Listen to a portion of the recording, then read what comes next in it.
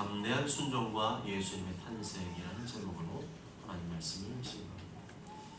저는 지난 9월 19일부터 27일까지 8박 9일 동안 미국 목회 비전 트립을 다녀왔습니다. 미국 목회 비전 트립의 정확한 명칭은 미주 컨퍼런스입니다. ILP 미주 컨퍼런스.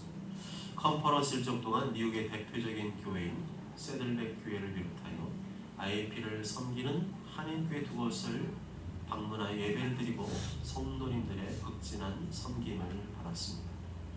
또한 LA와 샌디에고 근처의 유명한 관광지를 비롯하여 그랜드 캐년, 브라이스 캐년, 자이언트 캐년과 같은 하나님이 창조하신 대자연을 바라보며 하나님의 크고 광대하심을 온몸으로 느끼고 체험하며 돌아왔습니다.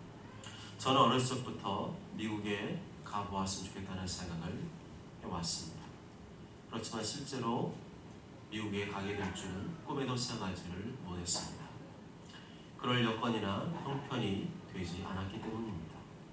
여러분도 잘 아시다시피 제가 생긴 거는 멀쩡해도 무슨 돈이 있는 것도 아니고 교회가 재정적으로 여유가 있는 것도 아닙니다. 미국을 다녀오려면 꽤 많은 돈이 필요하기 때문에 그것은 저와는 거리가 먼 일이라고 생각했었습니다. 그런데 감사한 것은 한국의 작은 교회 목사님들을 섬기는 ILP라고 하는 단체에서 매년 한국의 작은 교회 목사님 30명을 선발하여 전액 무료로 미국에 다녀올 수 있는 특별한 기회를 마련해주고 계시다는 것입니다.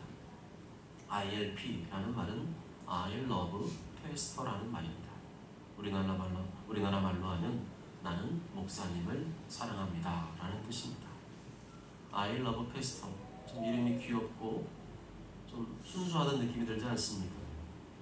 한국의 ILP 후원회와 미국의 ILP 후원회가 항공권을 제외한 모든 비용을 전액 후원해 주셔서 한국교회 장로교회 목사님들의 고달픈 목회 현장을 위로하고 격려하고 다시금 새롭게 힘을 얻어 주어진 목회 사명을 잘 감당하도록 돕기 위해 설립된 순수한 헌신단체입니다. 근본에 제가 다녀온 개수가 20기입니다. 20기라는 말은 벌써 20년의 역사가 흘렀다는 얘기죠. 저희 예상과 달리 ILP는 규모가 큰 교회의 목사님이 시작한 것이 아니라 작은 교회의 목사님, 우리 교회 정도의 성도가 모이는 교회 목사님이 이 일을 시작했고 지금도 그렇게 진행하고 계십니다. 절대로 큰 교회 헌신으로 이루어진 것이 아니라는 사실입니다. 그리고 그런 뜻에 동참하는 한국과 미국의 여러 성도님들의 자발적인 헌신으로 이 모든 행사가 진행되고 있는 것입니다. 매년 이 행사를 진행하기 위해서 얼마가 들어가는 줄 아십니까? 1억 이상의 많은 액수가 들어가는데 그것을 어떻게 감당하고 계신지 지금도 저는 이해가 되지를 않습니다. 미국의 남가주 기쁨의 교회 권사님이 LA 갈비, LA에 갔으면 뭘 먹어야 돼요? LA 갈비를 먹어야 되잖아요. 권사님이 한국 목사님 이렇게 어렵게 목회하신 목사님 오셨으니까 LA 갈비를 대접해드리겠다. 그래서 섬겨주셨는데요. 여러 사모님 권사님들이 수고해 주시고 섬겨주셨는데 거기에 들어가는 비용이 150만 원이라고 합니다.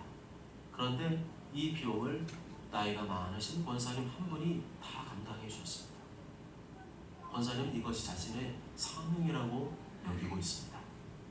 또한 저녁에 날이 쌀쌀해지니까 목사님들이 추울까봐 ILP를 위해서 지금껏 헌신해왔던 한 장로님이 간단히 위에 걸쳐 입을 수 있는 후드티를 하나씩 선물해 주셨습니다. 그 외에도 많은 성도님들이 식사를 준비해 주시고 또한 식사비를 제공해 주셨습니다. 어떤 30대 젊은 남자 집사님은 자신이 하고 있는 인테리어 사업을 잠시 중단한 채 근본 미국 투어 전 일정에 참여하여 헌신적으로 섬겨주셨습니다. 게다가 가족여행을 가기 위해 모아두었던 370만 원의 비용을 ILP를 위해 헌신해 주셨습니다. 또한 미국의 한인교회를 섬기는 집사님 부부 역시 자신들이 하는 일을 잠시 중단한 채 근본 미국 투어를 위해 옆에서 동행하며 목사님들을 일일이 챙겨주고 섬겨주셨습니다. 또한 식사비도 2번이나 내주시는 헌신을 보여주셨습니다. 이외에도 이 행사가 원활히 진행될 수 있도록 함께 버스에 동승하여 무려 2000km의 일정이었거든요. 그 일정에 끝까지 동참하며 섬기신 여러 목사님과 장로님들도 계십니다. 그런데 무엇보다도 이 행사를 사명으로 여기며 눈물로 섬겨주시는 두 분의 목사님을 빼놓을 수가 없습니다. 한 분은 서울에 있는 광약교회의 손종호 목사님이라는 분입니다. 또 한 분은 미국 사우스웨이 초대교회의 김용식 목사님이라는 분입니다. 이 두 분의 목사님들은 작은 교회 목사님들을 진심으로 사랑해 주셨습니다.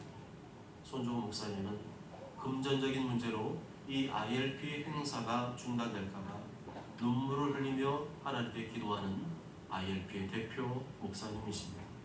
김용식 목사님은 매번 울먹이며 격려해 주셔서 천만 목사님들의 마음을 숙연하게 하시고 눈시울이 붉어지게 만드시는 분입니다. 특히 김용식 목사님은 작은 교회 목사님들을 얼마나 사랑하고 좋아하시는지 그 모습을 지금도 잊을 수가 없습니다.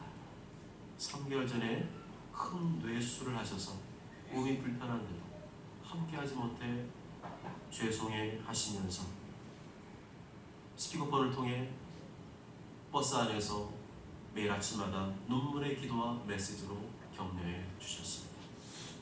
저는 이 두 분의 목사님을 뵈면서 이분들이야말로 이 시대 최고의 목사님이라는 생각이 들었습니다. 큰 교회, 유명한 교회 목사님들만이 최고의 목사님이 아니라 작은 교회 아픔과 고통을 자신의 아픔과 고통으로 여기며 눈물을 흘리며 진심으로 격려하고 섬기시는 이 두 분의 목사님이야말로 이 시대 최고의 목사님이라는 생각이 들었습니다. 지금도 이 두 분의 목사님을 생각하면 가슴이 먹먹해집니다. 정말 이 목사님들을 뵙고 또 눈물로 호소하며 격려해주시는 목사님의 설교 소리와 기도 소리가 지금도 제 머리에 맴돌고 있습니다. 이 목사님들을 통해서 얼마나 여러 번 눈물을 참아야 되는지 모릅니다. 제가 목회 현장에서 느끼는 어려움보다도 고통보다도 그분들이 더 아파하시고 힘들어하는 그 애절한 진심 어린 격려를 저는 이번 기회를 통하여 수없이 듣게 되었습니다. 저분들이야말로 정말로 예수님 마음을 지닌 분들이라는 생각이 들었습니다. 저는 이 두 분의 목사님을 통해 또한 하나님의 강한 메시지를 들었습니다. 처음에는 미국 목사님들 이렇게 휴양하는 여행이라고만 생각을 했는데 그 수준을 넘어서는 하나님의 은혜의 메시지, 강한 메시지가 제 마음속에 임하였습니다. 그것은 진심으로 우리를 섬겨주셨듯이 우리 성도님들을 사랑하며 섬기는 목회를 해야겠다는 음성이었습니다.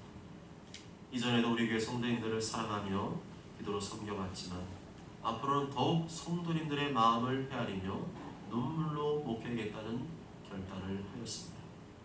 그렇게 목회하는 것이 IAP를 보내신 목사님들과 성도님들에 대한 보답이라고 믿습니다. 그리고 그것이 하나님께 진정으로 원하시는 교회와 목회의 모습이라고 믿습니다. 오늘 본문에도 보면 우리의 마음에 큰 감동을 주는 한 인물이 등장하고 있습니다. 그 이름이 누구입니까? 요셉입니다. 18절과 19절 말씀 다 함께 읽습니다. 시작. 예수 그리스도의 나심은 이러하니라. 그 어머니 마리아가 요셉과 약혼하고 동거하기 전에 성령으로 잉태된 것이 나타났더니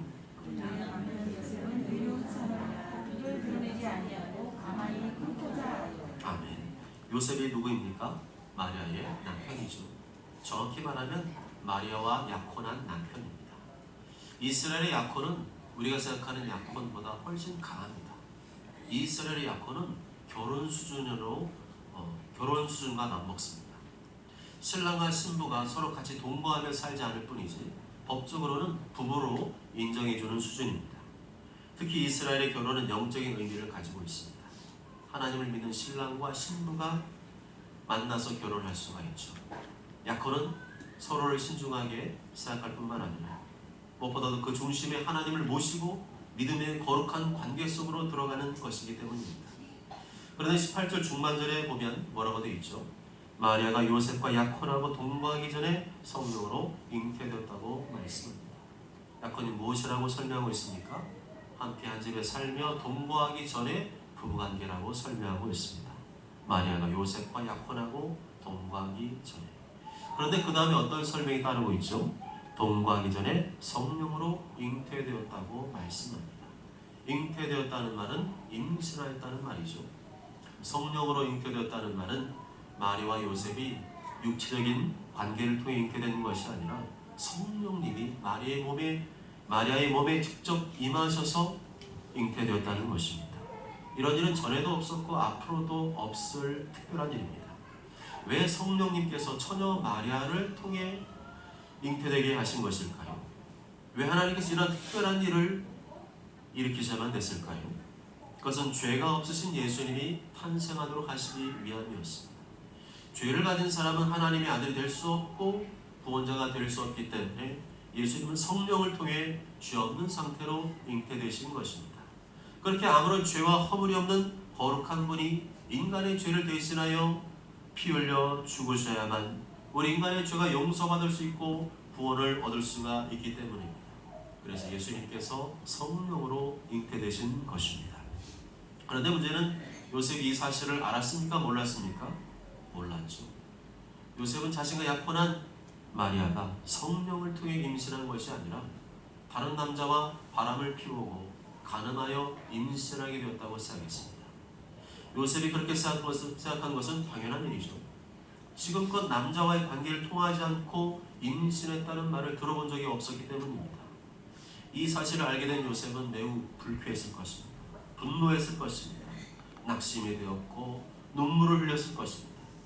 어떻게 나와 일평생 함께하기를 약속한 약혼녀가 다른 남자와 만나 간음을 저지를 수 있단 말입니까? 당장 마리아를 만나서 따져야 될 일이었습니다. 어떻게 나한테 이럴 수 있냐고 분노할 만한 일이었습니다. 당신은 그렇게 가변 여자였냐고 따져 물어야 될 일이었습니다. 뿐만 아니라 마리아에 대한 믿음과 신뢰가 깨진 상태이기 때문에 즉각 파혼할 수 있었습니다. 구약의 율법을 따라 마리아를 돌로 즉각 고발할 수 있었고 돌로 쳐 죽일 수도 있었습니다. 그렇게 해서 마음의 분을 풀 수도 있었습니다. 신명기 22장 20절과 21절을 쉬운 성경으로 보면 그러나 남편이 말한 것이 사실이어서 그 여자가 처녀였다는 증거가 발견되지 않으면 그 여자를 그의 아버지 집 입구로 끌고 가시오. 그리고 그 마을 사람들에게 그 여자를 돌로 쳐 죽이게 하시오. 이는 그 여자가 자기 아버지 집에 살면서 결혼을 하기도 전에 성관계를 맺음으로 이스라엘 가운데 부끄러운 일을 했기 때문이요. 여러분은 여러분 가운데서 그런 악한 일을 없애버리시오라고 말씀합니다. 그런데 요셉은 어떤 선택을 했습니까?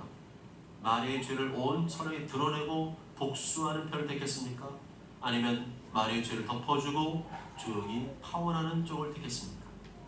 마리아를 죽이는 쪽을 택했습니까? 아니면 마리아를 살리는 쪽을 택했습니까? 마리아를 살리는 쪽을 택했습니다. 마리아의 죄를 덮어주고 조용히 파혼하려고 했습니다. 19절 말씀 다 함께 읽습니다. 시작. 그의 남편 요셉은 의로운 사람이라 그를 드러내지 아니하고 가만히 끊고자 하여. 아멘. 여기서 그를 드러내지 아니하였다라는 말은 마리아가 사람들 앞에서 수치를 당하지 않겠다는 것입니다. 엄연히 그것은 마리아가 잘못한 일이고 벌받을 만한 일이고 많은 사람들 앞에서 수치를 당할 만한 일인데 그렇게 하지 않았다는 것입니다. 이로 볼 때 요셉은 마리아를 진심으로 사랑했던 사람입니다. 말로만 사랑한다고 했던 사람이 아니라 진심으로 마리아를 사랑했던 사람입니다. 그렇기 때문에 마리아의 죄와 잘못을 덮어주고 살려주는 쪽을 택했던 것입니다. 여러분, 사랑은 사랑한다는 말을 통해서 증명되는 것이 아닙니다. 사랑은 말이 아니라 행위로 증명되는 것입니다. 아무리 수없이 사랑한다고 말을 해주어도 그 행위로 자신이 얼마나 사랑하는지를 증명하지 못한다면 그것은 사랑이 아닙니다. 가벼운 사랑, 엔조이 사랑, 인스턴트 사랑에 불과합니다. 우리는 그런 것을 가리켜 사랑이라고 말하지 않습니다. 예수님께서 우리에게 보이신 사랑은 말로만 하는 사랑이 아니었습니다. 입으로만 하는 사랑도 아니었습니다. 행위로 보이신 사랑이었습니다. 나의 죄를 용서하시고 구원하시려고 십자가에서 피 흘려 죽으시는 사랑이었습니다. 그래서 우리가 예수님을 사랑하는 것이 아닙니까? 그래서 우리가 살아도 예수님의 살고 죽어도 예수님의 살기 위해 몸부림치는 것이 아닙니까? 그래서 예수님의 말씀과 뜻을 이루기 위해 애쓰며 힘쓰며 사는 것이 아닙니까? 그러나 만일 예수님을 사랑한다고 입으로 고백하면서 그 행위가 따르지 않는다면 가짜입니다. 예수님과 교회를 위해 헌신해야 할 때 기도로 헌신하지 않고 물질로 헌신하지 않고 몸으로 헌신하지 않는다면 그것은 가짜입니다. 그런 사람을 가리켜 우리는 예수님을 믿는 사람이라고 하지 않습니다. 자칭 예수님을 믿는 사람이라고는 할 수 있어도 우리는 그런 사람을 가리켜 예수님 믿는 사람이라고 할 수가 없습니다. 그 사람은 겉으로만 예수님을 믿는 척하는 사람일 뿐입니다. 여러분은 진심으로 예수를 믿는 사람입니까? 아니면 예수님을 믿는 척하는 사람입니까?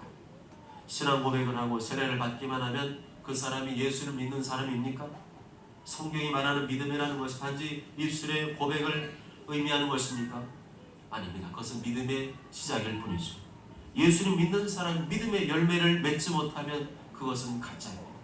믿음의 열매를 점점 맺어가지 못한다면 그것은 예수님을 믿는 척하는 것일 뿐이지 진정으로 예수님을 믿는 것이 아닙니다.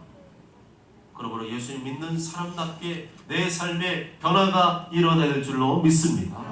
행동의 변화가 일어날 줄로 믿습니다. 말의 변화가 일어날 줄로 믿습니다. 악한 말, 더러운 말을 버리고 선하고 아름다운 말로 가득해야 될 줄로 믿습니다. 세상의 욕심과 정욕을 거부하고 예수님을 따르시길 바랍니다. 내 마음대로 살고 내 욕심대로 살기를 바라는 자기를 부인하고 자기 십자가를 짊어지고 예수님을 따라야 될 줄로 믿습니다. 그 사람이 바로 예수님을 믿는 사람인 줄 믿습니다. 그런 면에서 요셉은 예수님의 사람이라고 할 수 있습니다. 예수님의 사랑을 실천한 사람이라고 할 수 있습니다. 예수님은 가늠하게 잡혀온 여인을 돌로 쳐 죽이는 대신 그녀를 살려주었고 그녀에게 새로운 기회를 주셨습니다. 요셉이 그러했습니다. 마리아가 가늠했다고 생각했기에 많은 사람 앞에서 공개적으로 망신을 주고 돌로 쳐 죽일 수 있었습니다. 그렇지만 마리아의 죄를 덮어주고 살려주는 쪽을 택했고 새로운 기회를 주는 쪽을 택했습니다. 그러기에 19절 초반절에 요셉을 가리켜 어떻게 평가하고 있습니까? 그의 남편 요셉은 의로운 사람이라. 성경이 말하는 의는 사랑을 말합니다. 예수님이 십자가에서 보이신 피 흘리신 사랑, 그것이 바로 하나님이 말씀하는 의인 것입니다. 사랑이 없는 예배, 사랑이 없는 헌신, 사랑이 없는 영혼구원은 다 허구입니다. 누가 어떤 사람이 예수를 믿게 될까요? 나를 통해 예수님의 사랑을 경험한 사람만이 예수를 믿게 될 것입니다. 비록 그 사랑하는 방식이 투박하고 세련되지 못하다 할지라도 진심 어린 사랑이 담긴 헌신을 통하여 그 사람 마음이 움직이고 그 사람 마음이 감동을 받고 그 사람이 예수님을 믿게 될 것입니다. 저는 이번 미국 컨퍼런스를 통해 그것을 배웠습니다. 진심이 담긴 사랑, 눈물이 담긴 사랑, 아무런 대가도 바라지 않고 그저 작은 교회 목사님들의 아픔과 고통을 헤아리며 다시금 힘을 얻고 용기를 얻어 하나님 나라를 위해 헌신하기를 바라는 순수한 사랑을 말입니다. 요셉이 마리아를 진심으로 사랑하여 그의 죄와 허물을 덮고 가만히 끊고자 했을 때 어떤 일이 벌어졌죠? 20절과 21절 말씀을 다 함께 읽습니다. 시작. 이 일을 생각할 때 주의 사자가 현몽하여 이르되 다윗의 자손 요셉아 내 안에 마리아 데려오기를 무서워하지 말라. 그에게 잉태된 자는 성령으로 된 것이라. 아멘. 천사 나타나 뭐라고 했죠? 네 안에 마리아 데려오기를 무서워하지 말라. 두려워하지 말고 마리아를 내 안으로 맞아라. 그의 잉태된 자는 성령으로 된 것이다. 마리아 잉태된 아기는 성령으로 된 것이다. 요셉의 입장에서는 생뚱맞은 소리였을 것이고 황당한 소리였을 것입니다. 나더러 그걸 믿으라고요? 라고 반문할 수도 있었을 것입니다. 그런데 요셉이 어떻게 반응을 하죠? 24절에 보면 요셉이 잠에서 깨어 일어나 주의 사자의 분부대로 행하여 라고 말씀합니다. 요셉은 마리아의 죄 허물을 덮어주고 조용히 끊으려 하다가 그런 사이에 잠겨있다가 잠이 들었는데 그때 꿈속에서 천사가 나타나서 메시지를 알려주었습니다. 그리고 그 메시지를 믿음으로 받아들였고 순종으로 받아들였고 행함으로 받아들였습니다. 근데 천사가 또 어떤 말을 했죠? 21절 다 함께 읽습니다. 시작. 아들을 낳으리니 이름을 예수라. 이는 그가 자기 백성을 그들의 죄에서 구원할 자이시기라 하니라. 아멘. 마리아가 임신한 아기는 보통 아기가 아니라는 거죠. 그 아기는 성령으로 잉태된 아기다. 자기 백성을 그들의 죄에서 구원할 아기다. 그리고 그 아기의 이름을 뭐라고 지으라고 했죠? 예수라 하라. 예수님께 성령으로 잉태되어 이 땅에 오신 이유가 무엇이라는 겁니까? 예수 성령으로 잉태되어 아무런 죄가 없인 아기로 오신 이유가 무엇이라는 것입니까? 자기 백성을 그들의 죄에서 구원하시기 위함이라는 것입니다. 이 말은 인간은 누구라는 거죠? 인간은 다 죄인이라는 겁니다.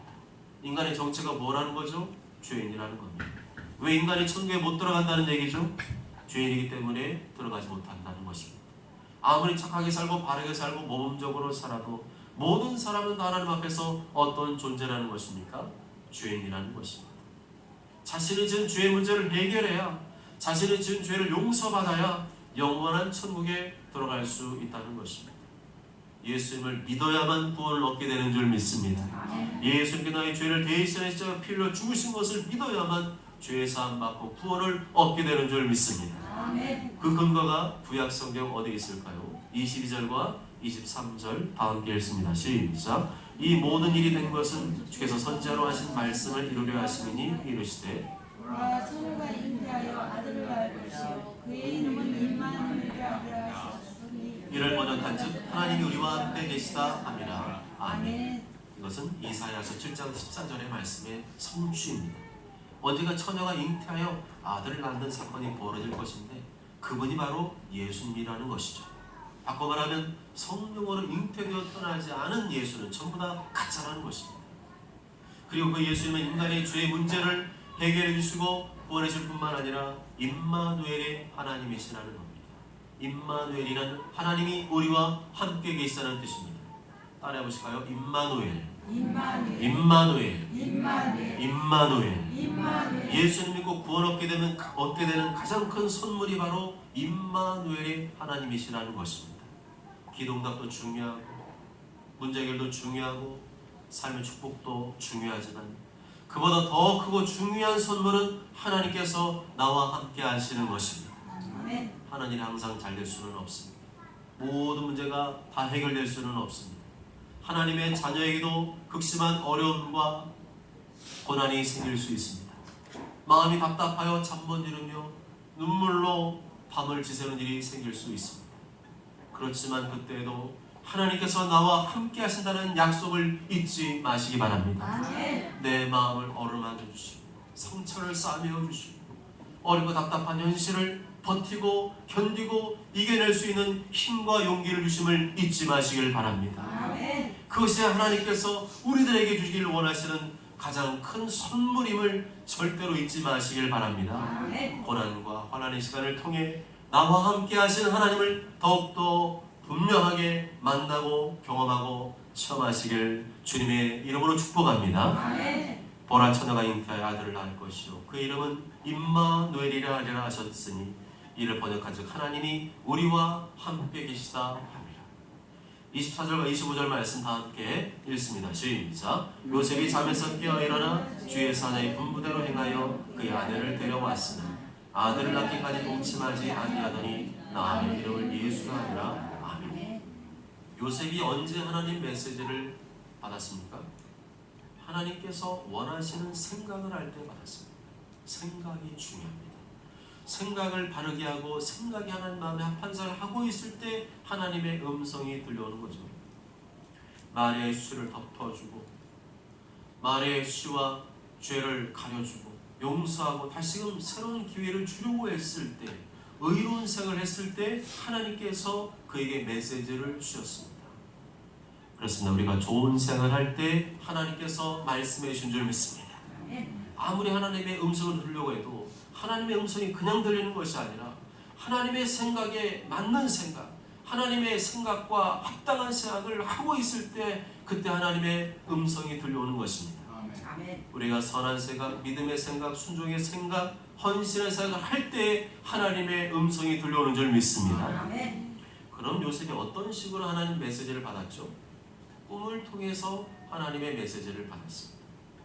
모든 꿈이 하나님의 메시지는 아닙니다. 꿈 중에는 개꿈도 있습니다. 그런데 분명한 것은 꿈 중에는 하나님의 메시지도 있다는 것입니다. 그럼 그것을 어떻게 구분할 수 있는가? 이게 중요하죠. 꿈은 꿈인데 그 꿈이 정말 하나님의 메시지인가 아닌가 어떻게 구분할 수 있을까요? 오늘 본 말씀 보면 거기서 힌트를 얻을 수가 있죠. 요셉처럼 하나님께서 기뻐하시고 원하시는 생각을 할 때 꾸는 꿈, 그 꿈이 바로 하나님의 메시지인 것입니다. 어떻게 하면 하나님 뜻대로 순종하며 살 수 있을까? 어떻게 하면 더 헌신하며 살 수 있을까? 어떻게 더 사랑하며 용서하며 살 수 있을까? 어떻게 하면 저 사람을 품고 도와주고 살 수 있을까? 어떻게 하면 영혼과 하나의 제자 삼을 수 있을까? 어떻게 하면 교회를 세우고 세계 선교를 감당할 수 있을까? 그런 생각을 하면서 꾸게 되는 꿈이 바로 하나님의 메시지인 줄 믿습니다. 반대로 악하고 더러운 생각, 미움과 증오와 분노의 생각, 간음과 음란과 탐심의 생각, 복음을 배반하고 교회를 분열시키는 생각을 할 때 꾸는 꿈은 사탄의 메시지인 것입니다. 저는 요새 꿈을 꾸고 있습니다. 예전에는 잘 꾸지 않는 꿈을 꾸고 있습니다. 저는 원래 꿈을 잘 꾸지는 않습니다. 한번 잠들면 깊이 잠들기 때문에 꿈을 꾸는지 안 꾸는지도 모르고 잡니다. 그런데 저는 요즘 꿈을 꾸고 있습니다. 그리고 꿈을 꾼 대로 실제로 이루어지는 것을 경험하고 있습니다. 그 꿈 중에는 신나는 꿈도 있지만 그렇지 않은 꿈도 있습니다. 그렇지만 분명한 것은 꿈을 꾼 대로 이루어지고 있다는 사실입니다. 왜냐하면 그것이 하나님의 메시지이기 때문입니다. 사랑하는 여러분, 요셉은 하나님의 생각을 가진 사람이었어요. 만에 제가 잘못을 드러내고 수치를 주고 망실을 주고 미워하고 복수하는 생각이 아니라 만의 잘못을 덮어줘야지, 용서해줘야지, 다시금 새로운 기회를 줘야지, 그런 선한 생각을 가진 사람이었습니다. 그런 의로운 생각, 사랑의 생각, 선한 생각, 하나님이 원하시고 기뻐하는 생각을 가진 요셉을 통하여 하나님의 아들 예수님이 태어나게 하셨습니다. 그리고 그런 그에게 꿈속에서 천사가 나타나 하나님의 메시지를 들려주셨던 것입니다. 먼저 저는 모두가 사탄의 생각, 미움과 복수의 생각, 악하고 음란한 생각을 버리고 예수님의 생각, 사랑과 용서와 축복의 생각, 헌신과 충수의 생각을 품고 사심으로 날마다 하나님의 메시지를 들으며 살게 되시길 주님의 이름으로 축복합니다. 아멘.